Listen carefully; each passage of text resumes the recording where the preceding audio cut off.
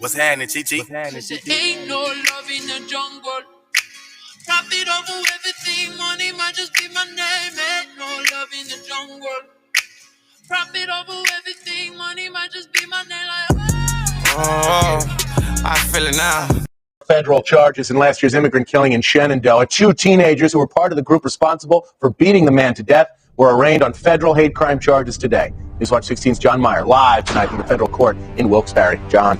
Scott, the arraignment wrapped up just over an hour ago here at federal court, and the judge here said that these charges, these civil rights charges, come right from the Attorney General of the United States. The judge said that is, quote, very, very, very, very, very rare. He says it shows just how Friday nights under the lights are a big deal in Shenandoah, Pennsylvania. More than any other event, high school football unites our community. Everyone played football, or everyone tried playing football. We were always competitive, we were always winning.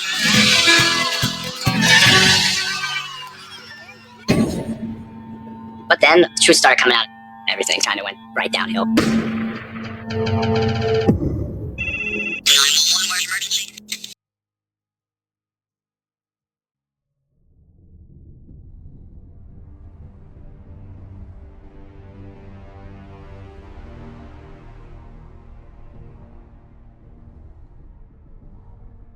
On July 12, 2008, Luis Ramirez, a young Latino man, was simply walking through town, going about his day. Little did he know that his life was about to be irrevocably shattered by a brutal act of violence, fueled by deep-seated hate. A group of intoxicated football players, emboldened by their status and the protection it afforded them, confronted him. What began as taunts quickly escalated into a brutal beating that left Ramirez unconscious and ultimately cost him his life.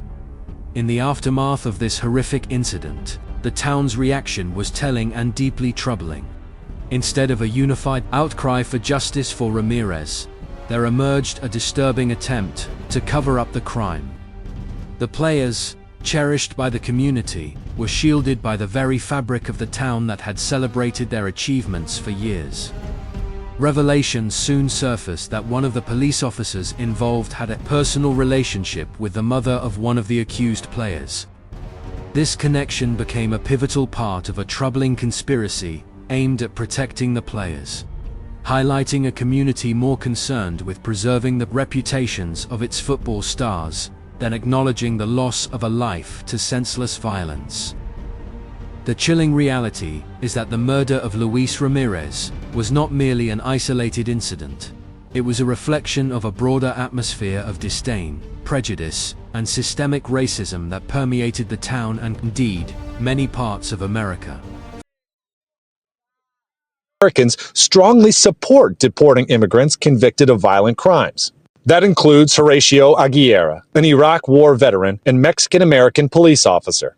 He voted for Trump and wants mass deportations of criminals to carry on as quickly as possible. A lot of Hispanic Americans, there was also a rise that voted for Trump. I think 9 out of 10 people that are living here in America, Chicago, Illinois, are going to agree that if you're an illegal resident and you are arrested for committing a crime, prosecuted for committing a crime, and you are an illegal resident, you are subject to deportation. Particularly Mexican immigrants, the challenges they face are immense and often compounded by hostility.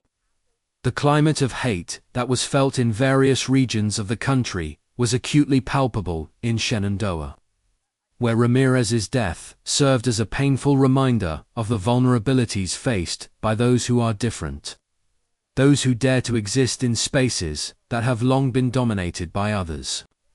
I'm not here to engage in the divisive debate over immigration status, and I recognize that discussions around legality are complex. Yes, being legal is crucial, especially in today's environment, where fear of hatred is real and in your face. However, what is far more important is the recognition of our shared humanity. In a tight-knit community like Shenandoah, where pride in the local football team runs deep, the consequences of crossing moral lines can be devastating. The community's decision to protect its own at the expense of justice for a lost life reveals a profound moral failing. Federal charges came into play for Pekarsky and Donchak after they were let off the hook by an all-white jury for some serious state crimes, including third-degree murder for Pekarsky. This verdict in May 2009 sparked outrage among Hispanic activists, who labeled Ramirez's death as part of a worrying rise in hate crimes against Latinos. They, along with Governor Ed Rendell, called for the Justice Department to step in.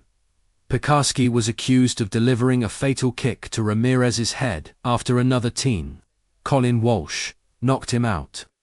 Walsh ended up pleading guilty in federal court and testified against his friends. A fourth teen, Brian Scully, also pled guilty in juvenile court and testified for the prosecution. After the fight, the teens came together and cooked up a story to tell the police, claiming no one was drunk, no kicking happened, and no racial slurs were used. Both Pekarsky and Donchak were eventually found guilty of a hate crime under the Fair Housing Act. Donchak also faced additional charges for conspiring with 3 Shenandoah police officers to cover up what happened. Those officers were tried recently for obstructing the federal investigation into the beating, but the jury didn't buy most of the government's case. In court, on Wednesday, the prosecutor, Braden, argued that Ramirez's death affected every member of the Hispanic community in Shenandoah and across the country, urging the judge to send a clear message that the U.S. takes hate crimes seriously. Braden even drew parallels between what happened to Ramirez and the violence faced by Southern blacks in the mid-20th century, which didn't sit well with the families and supporters of the defendants, who reacted with groans and grimaces. Defense attorney William Fetterhoff admitted that Donchak had a history of using ethnic slurs against Hispanics. However, he also pointed out that Donchak had friends from different backgrounds, and recounted a time when Don Walker, a volunteer firefighter, helped rescue a Hispanic family from a burning building. The worst stereotype of all is that he was driven by racial hatred. That's a lie, he argued in court. Reflections on the ongoing issues surrounding immigration resonate deeply, especially as we witness similar narratives unfolding today. Nearly 2 decades after the tragic events involving Luis Ramirez and the Flores family, it's heartbreaking to see that many of the challenges faced by immigrant communities remain prevalent, often exacerbated by fear and misunderstanding. In 2025, stories of individuals being forcibly removed from their homes and deported are stark reminders of the ongoing struggles within our immigration system. The fact that people are posting alerts about ICE activity highlights the pervasive sense of anxiety and vulnerability felt by many immigrant families.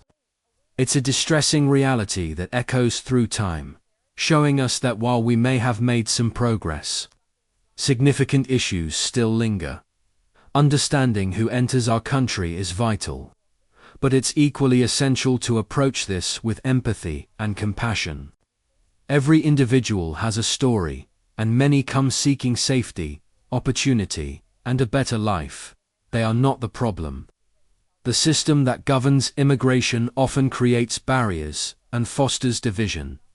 In small towns, where communities can feel tight-knit, the arrival of newcomers can sometimes lead to a sense of displacement among long-time residents. This feeling can be compounded by the perception that immigrants are receiving benefits or opportunities that locals feel are being denied to them.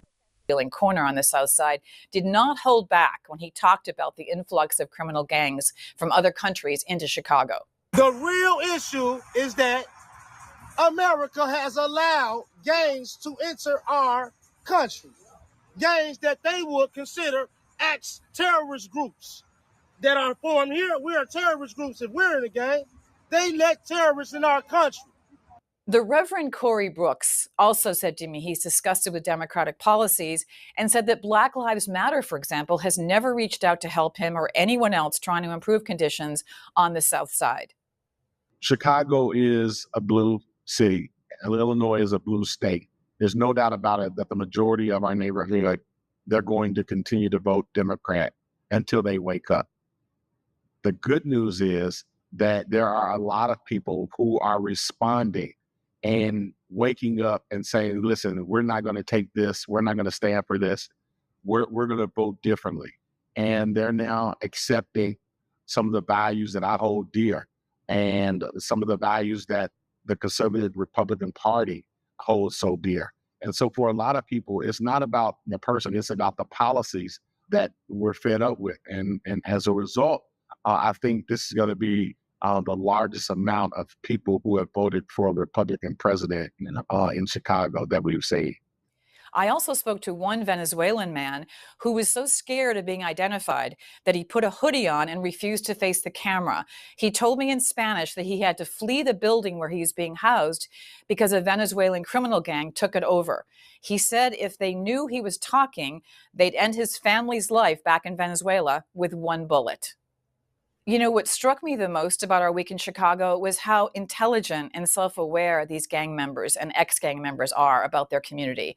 You understand when you talk to them that joining a gang and making big money selling drugs is often too tempting to resist when faced with the lack of other real opportunities to make money.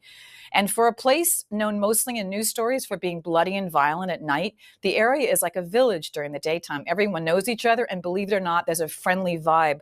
But we spoke to a lot of people and their patience is being stretched thin. I would not be surprised to see the gangs here taking action once the Venezuelans try to get a real foothold here. It's crucial to address these feelings with sensitivity, acknowledging the fears and frustrations of all community members. The challenge lies in creating balance, ensuring that all individuals are treated with dignity, while also addressing legitimate concerns about resources and opportunities.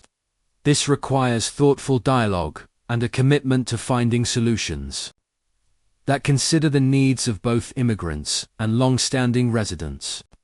Your insight into focusing on what we can change is vital. Instead of allowing fear to dictate our actions, we should work collaboratively to foster understanding and create systems that benefit everyone. This means engaging in conversations that promote empathy, seeking to understand the experiences of others, and advocating for policies that are fair and just. Ultimately, the goal should be to create an environment where everyone feels valued and where the rules governing immigration are transparent and effective. When we allow fear and anger to guide our perceptions, we miss the chance to build bridges and foster a sense of community. It's a complex issue, but by approaching it with empathy and a willingness to listen, we can work toward solutions that honor the humanity of all individuals involved.